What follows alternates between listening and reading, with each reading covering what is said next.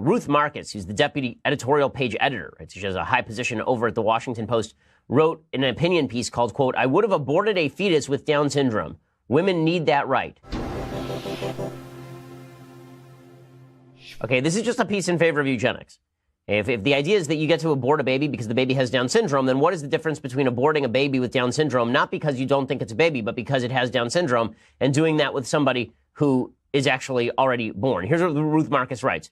There's a new push in anti-abortion circles to pass state laws aimed at barring women from terminating their pregnancy after the fetus has been determined to have Down syndrome. These laws are unconstitutional, unenforceable, and wrong. This is a difficult subject to discuss because there's so many parents who have and cherish a child with Down syndrome. Many people with Down syndrome live happy and fulfilled lives. The new Gerber baby with Down syndrome is awfully cute. I've had 2 children. I was old enough when I became pregnant that it made sense to do the testing for Down syndrome. Back then, it was amniocentesis performed after 15 weeks. Now, chorionic villus sampling can provide a conclusive determination as early as 9 weeks. I can say without hesitation that tragic as it would have been and ghastly as that second trimester abortion would have been, I would have terminated those pregnancies had the testing come back positive. I would have grieved the loss and moved on.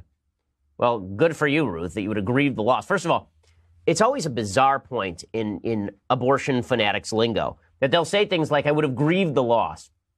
The loss of what? If it's not morally wrong, then what are you grieving?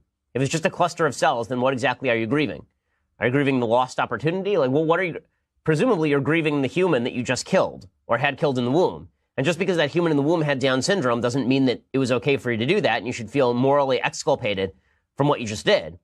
Here's what she continues to say. I'm not alone. More than 2/3 of American women choose abortion in such circumstances. Isn't that the point, or at least inherent in the point, of prenatal testing in the first place? Well, no. The point of prenatal testing in the first place is generally to see if there is some sort of condition that can be fixed as the pregnancy continues. So, for example, if there had been the capacity to actually look at my first child's heart and see that there was a hole in her heart when she was developing, they might have been able to do something prenatally. I don't know how the surgery works, but there are all sorts of surgeries that they do on children before they are born, where they actually perform, I mean, it's an amazing thing. They perform surgeries on children who are still in the womb, and they sew up the womb, and the pregnancy continues, and the kid is just fine. This sort of thing happens all the time. The point of prenatal testing is not kill the child if things come out wrong. That's called eugenics, folks. Okay, and it's a bad thing. It was about abortion, and I just wanted to know, why exactly do you think a first trimester fetus has moral value? Okay, so a first trimester fetus has moral value because whether you consider it a potential human life or a full-on human life, it has more value than just a cluster of cells. If left to its natural processes, it will grow into a baby. So the real question is, where do you draw the line? So you're going to draw the line at the heartbeat, because it's very hard to draw the line at the heartbeat. There are people who are adults who are alive because of a pacemaker. They need some sort of outside force generating their heartbeat. Okay, are you going to do it based on brain function? Okay, well, what about people who are in a coma? Should we just kill them? Right? The problem is, anytime you draw any line other than the inception of the child, you end up drawing a false line that can also be applied to people who are adults. So either human life has intrinsic value or it doesn't. I think we both agree that adult human life has intrinsic value. Can we start from that premise? I believe that sentience is what gives something moral value, not necessarily being a human alone. Okay, because, when you're asleep, can I stab you? I'm still considered sentient when I'm asleep. Okay, if you are in a coma from which you may awake, can I stab you? Well then, no. I guess not. I mean, I'm glad you answered that, because I have no interest in actually murdering you. But that's still potential sentience, and it's still a potential... I agree, it is potential sentience. You know what else is potential sentience? Being a fetus. The issue with that... the issue I have with that, though, is that if I'm in a coma and I'm not, doing anything to anyone, I'm not causing any issues amongst the world, whereas an unwanted child may or may not be a burden to people. Okay, well, there are lots of people who are unwanted, right? I mean, there are lots of people's parents who are unwanted, right? We're a bunch of college students. The problem is that now you're shifting the argument, right? Before you were making the argument based on the intrinsic value of a life based on sentience, and now you're talking about the level of burden that somebody presents as a separate moral argument. Okay, I don't believe that you being a burden on somebody is justification for them killing you, as a general rule. I'll leave it at that, but I appreciate you, and thank you. No, thanks. Now, this one, this is the thing I really hate. Here's Olivia Wilde, who's the actress most famous from being in House, and here she is talking about why she is in favor of abortion. This is one of the more disgusting videos I've ever seen. This election cycle, I'm thinking a lot about reproductive rights. everyone's right to plan when they want to have a family. And it's on my mind because I'm literally about to have a baby, like in a minute, to be able to decide exactly how. Okay, so she says that she's thinking about reproductive rights 1 minute from having a baby. This is about as perverse a notion as I could possibly imagine. That as you're about to have your child, you're thinking, boy, wouldn't it be great if I could still kill this thing? It's really imperative that I be able to still kill this thing. You know, here I am. Look how pregnant I am. There's a baby in here. This is my beautiful child. And I was thinking, maybe I should just kill it. You know, it's really important that women be able to kill it anytime they please. She continues along these lines, not, of course, understanding really what she's saying on a moral level. How and when and why and where I want to have a baby.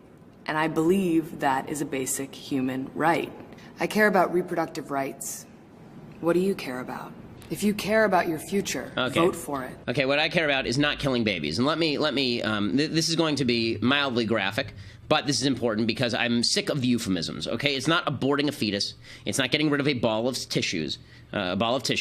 Okay, what I'm about to show you right now is a picture of a baby. Okay, this is a baby it was a picture of a baby that was aborted by Kermit Gosnell. Okay, this is the Gosnell was somebody who was not covered by the media in any way, shape, or form. He was the most prolific serial killer probably in American history, and this was a baby girl aborted by Kermit Gosnell, and the only question was whether it was legal for him to kill this baby or not, and the only question there was how old was the baby, and was the abortion done inside the womb or outside the womb. Okay, so this baby, I believe, was after the 24-week cutoff, but not by much. So this baby is, let's see how old this baby is.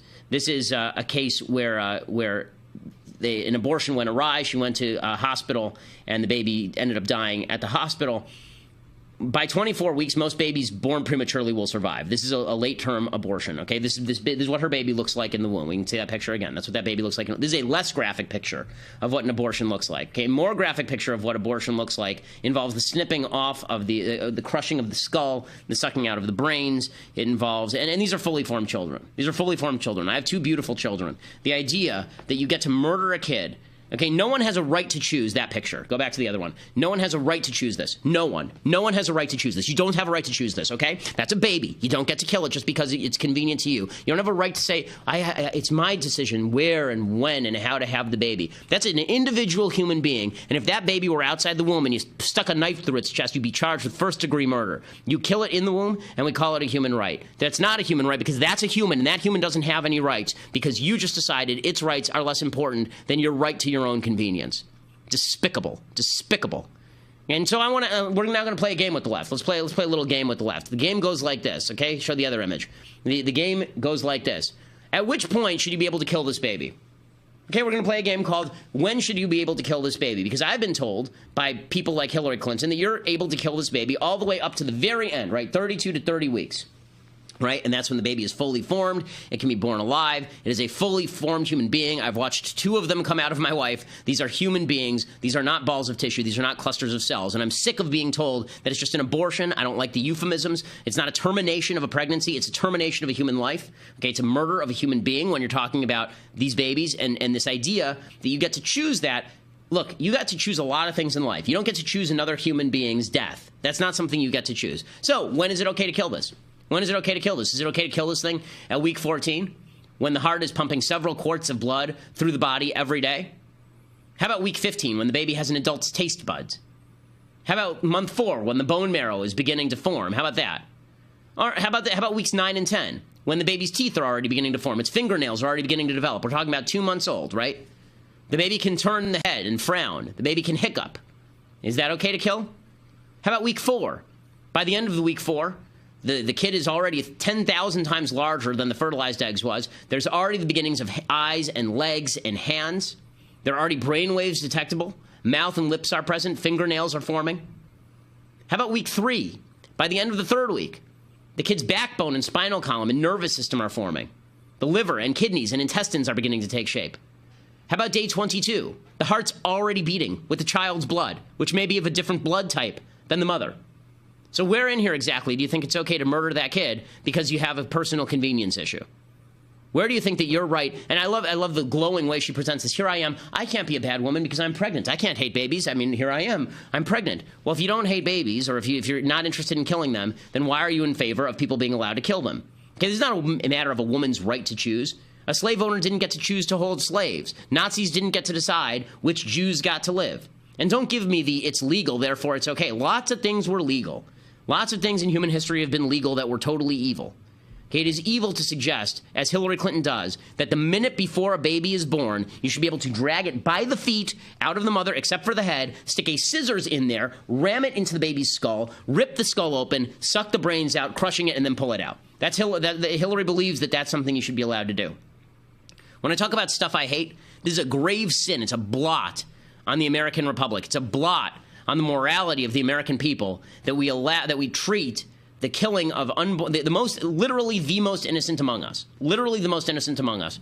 We treat the killing of these human beings as nothing more than just an issue of convenience and choice and all the rest of it. It's just no more euphemisms, no more euphemisms. And I wish to God that Mike Pence would have said that instead of citing to the Bible, okay? I haven't cited the Bible one time because I don't think that I think the Bible is right, but I don't think the Bible is the important textbook here. I think what's important here is the science. And I think you're talking about the creation of a unique human life on day one, and you can see it, and you can see the growth. And if you're willing to point out to me where it is that this becomes a human as opposed to a ball of tissue, then let's hear it. Let's hear it. I've gotten tweets, by the way. I tweeted this out earlier, and somebody said, well, the brainwaves only start at week 20. So how about that? You know, do you think that people who are brain dead are alive? Well, people who are brain dead don't turn into not brain dead 3 weeks later. Would you kill somebody in a coma because they're brain dead, but you know they're not going to be brain dead in 4 weeks, in 10 weeks?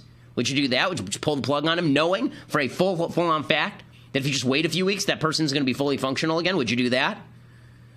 And it's just it's truly incredible to me the way that we can blind ourselves to this. I remember when I was at the 2012 DNC, and I went to, you know, it was in Charlotte, and I walked past an exhibit. And it was a picture. It was the anti-abortion crowd, the pro-life crowd, and they were out there with these pictures of aborted babies. And I walked past, and I thought what most people from big cities thought. I thought, wow, how gauche, how gauche. I mean, those are ugly pictures. Should I really have to look at that in the public square? That's really ugly.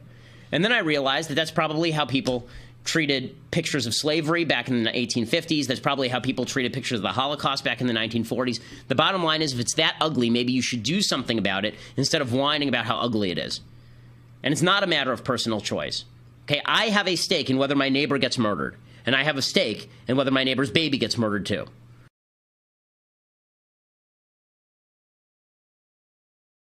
Hi. So very much not a fan, but decided to come anyways. Okay, it's like an Alcoholics Anonymous meeting. Yeah.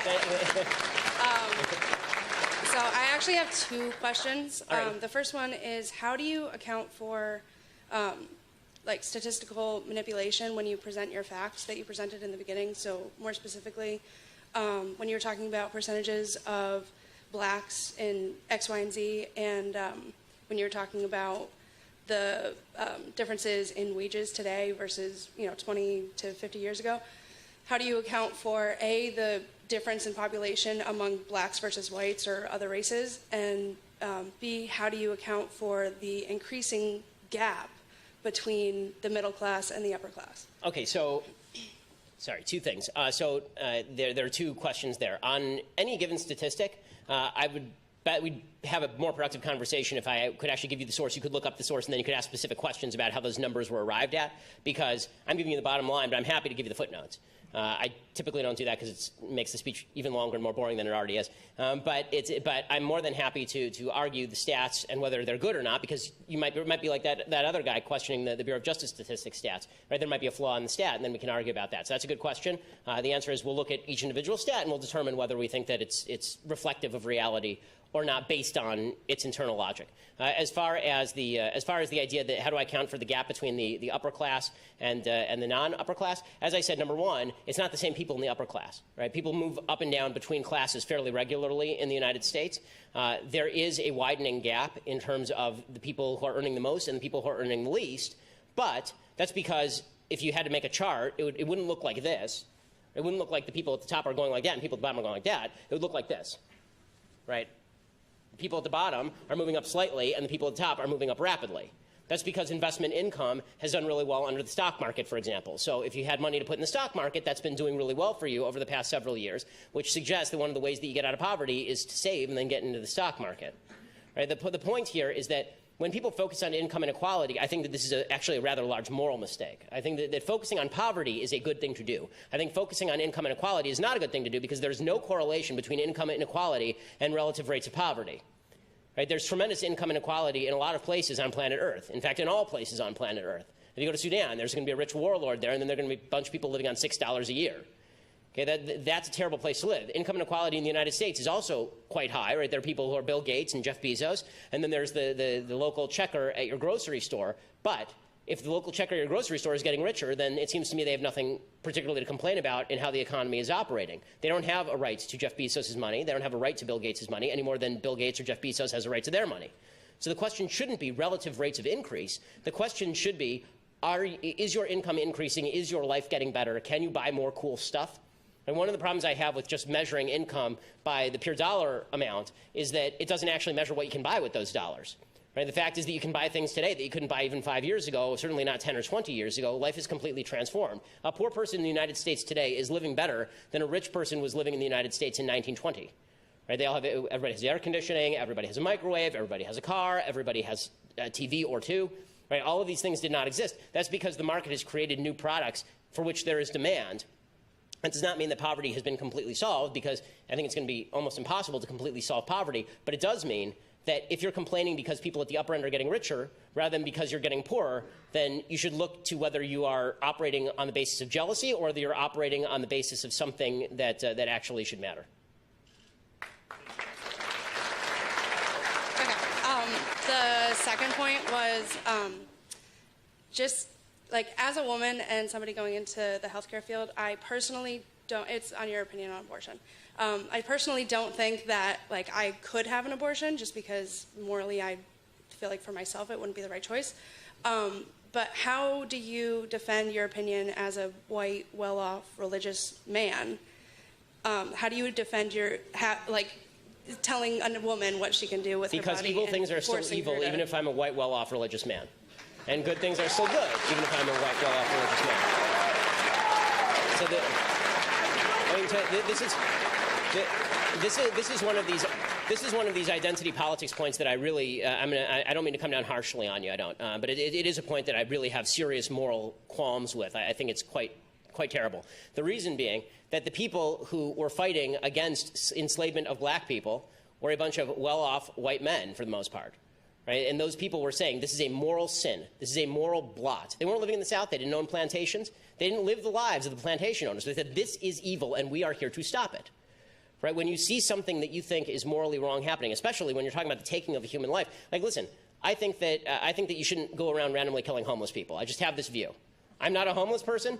Most of the people who randomly kill homeless people are probably not of my economic strata, my religious view, or my I don't know whether they're of my skin color or not. I have no idea what the actual sociological breakdown of homeless killer serial murderers is, but I would suggest that my identity has nothing to do with what is right or wrong. And this is what Western civilization used to be about. Western civilization used to be about the idea that, yes, I'm not a woman in the healthcare field, but you and I can have a conversation about what's right and wrong, because this is the nature of human reason. The nature of human reason, the nature of right and wrong, is that you and I can talk about what's right and wrong, and that I don't retreat into my identity. If we can all retreat into our identity, and our morality is now centered around that identity, morality doesn't exist at all. We break down into a society of fragmented atoms where I can't even say, like, you're torturing a puppy in your backyard. I have nothing to say about that. I'm not a white woman who's in the healthcare field.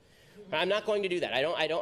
I refuse to surrender the idea that I can have a moral stance on issues that are of concern to society and of concern to the well-being of the United States simply because of the color of my skin or the nature of my genitalia. And honestly, I believe any view that feels differently is sexist, racist, and bigoted.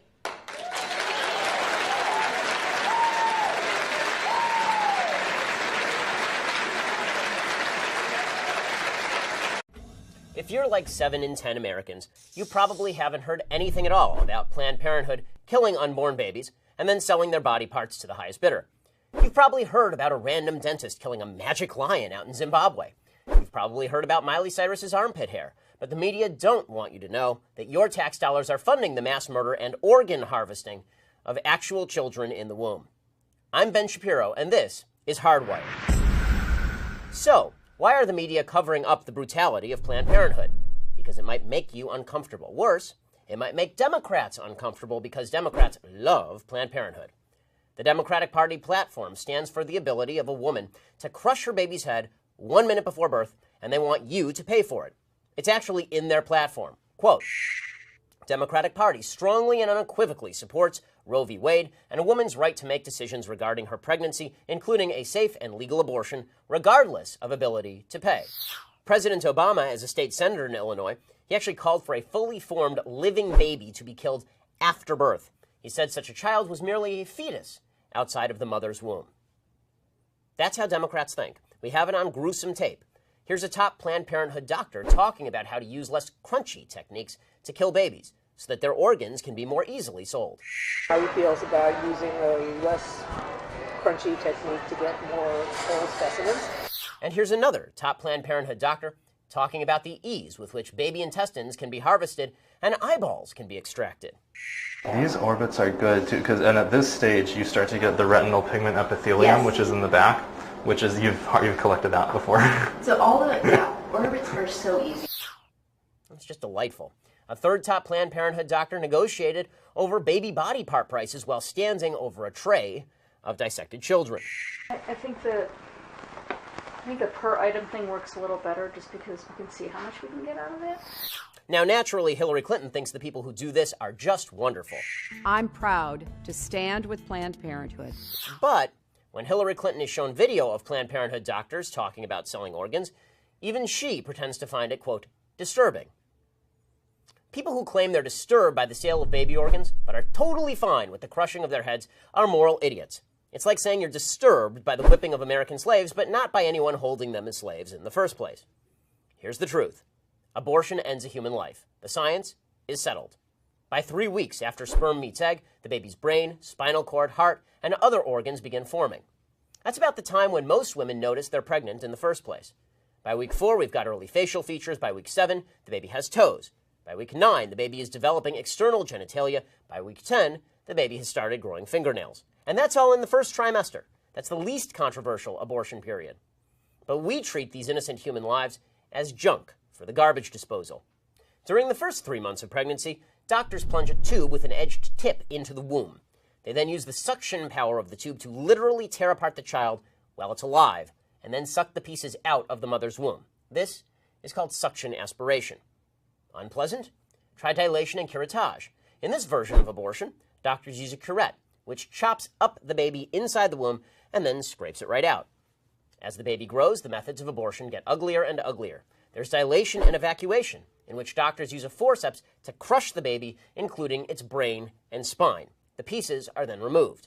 And as a last resort, doctors use partial birth abortion. Democrats love partial birth abortion. This is a procedure in which doctors use an ultrasound. They find a baby's legs with the forceps. They pull it into the birth canal. They deliver the entire baby except for the head. And then they stab the baby in the skull with the scissors, insert a suction tube into the skull, and suck out the brains. This is also the preferred method for ensuring that the internal organs are best preserved, so Planned Parenthood can hawk them to Big Pharma. Taken in total, these various forms of abortion and others are used to murder approximately 3,000 babies every single day in America. That's over 1 million babies a year. That's 55 million children since Roe v. Wade. The media want to keep us blind to these facts, or perhaps we want to blind ourselves. But by blinding ourselves to murder, we become complicit in it. Okay, last question about your Planned Parenthood thing. So why do you think it's not about controlling women's bodies and just about the separate life? Like, after the baby is born, how come more people don't care about them? They don't care where they end up in foster care. They don't care about the mother being poor. Like, Okay, I do care about the mother being poor. I do care about foster care. Okay, but why don't you advocate for that, though? Because For what? Planned Parenthood is supposed to prevent abortions. Because, Planned Parenthood doesn't prevent abortions. They perform hundreds of thousands of abortions a year. They perform 300,000 abortions a year. They're the leading abortion mill in the United States. Evidence for that, though. That they perform 300,000 abortions a year from Planned Parenthood. That's my evidence. They don't dispute that. No one disputes that. Like birth control and cancer. I'm not anti-birth control. I know. Birth control is extraordinarily cheap. That provides affordable birth control, which would in turn. Okay, they're not the only people in America who provide affordable birth control. You can go get a pack of condoms down at the local CVS for $12. Condoms are great. People need medication too. Yes, and it's true that most forms of birth control are also extraordinarily cheap on an annualized basis. Unless you have a severe problem, most birth control is very cheap and readily available. And I'm not against people going and getting that from Planned Parenthood. As you may have noticed, I'm mostly against abortion. If you want to go to Planned Parenthood and get a contraceptive, go for it. I don't care. I do care when you start killing babies. This is a problem for me. But what about in rape and incest situations? Okay, so so here's the question. It's different, yes. I mean, this is a long conversation. I'm enjoying it, actually, which is why I'm allowing you to stay. But the question of rape and incest, first of all, important to note, rape and incest are not only a vast minority of abortion cases, they're an extraordinarily low percentage of abortion cases. So if we can first stipulate that all the other abortions are bad, then we can talk about that other one. Can we do that? Are all the other abortions bad, or are those ones okay? And you're just using this as an excuse to make the other ones okay. They're all okay. Ah, good. Someone who's honest. So, who's the honest fellow? Who's okay? Yay, honest people. Good. I like the honesty. Okay, so all abortions are okay. So, a sign that I can't read because it has lots of words on it. Okay, so I have one question for you and one question only on abortion. Does the vagina, the vaginal canal, magically confer personhood? Answer, does the vagina magically confer personhood? Yeah, raised hands are okay. You, sir. No, the first breath does. The first breath confers personhood. Okay, so if the baby is in the womb and is exactly the same size and has not yet breathed, and you take a knife and you stab the baby in the head, a fully formed 9-month-old baby, it is not a human. The only thing that makes it a human is when it takes a breath. It has to independently breathe. I mean, I'm going to be honest. I'm going to stick to it, yeah, because I'm also pro-capital punishment and pro-selective suicide. So I'm going to stick with it. Selective suicide? I assume you mean elective suicide. I mean elective suicide. Elective suicide. Okay. Yes, I'm not going to make someone commit suicide. Right, okay, that's good, because that wouldn't be suicide, that'd be homicide. That, by the way, I'm for capital punishment too, because people who kill people should be killed, but babies who have not killed people should not. And this is my basic position on abortion. So let me but I'll get your answer because you're the one who asked the question. Are you willing to stipulate that all the other abortions are bad? Just rape and incest bother you? I mean, no, I believe a woman should have the right to move Got on. it. So it's an excuse, right? So it's an excuse so that we can say that, so that we can take the marginal case and then say that the marginal case applies to all cases. Okay, that's again faulty thinking. But if you want me to answer specifically on rape and incest, here is my basic answer: rapists should be castrated or killed. You shouldn't kill babies. End of story.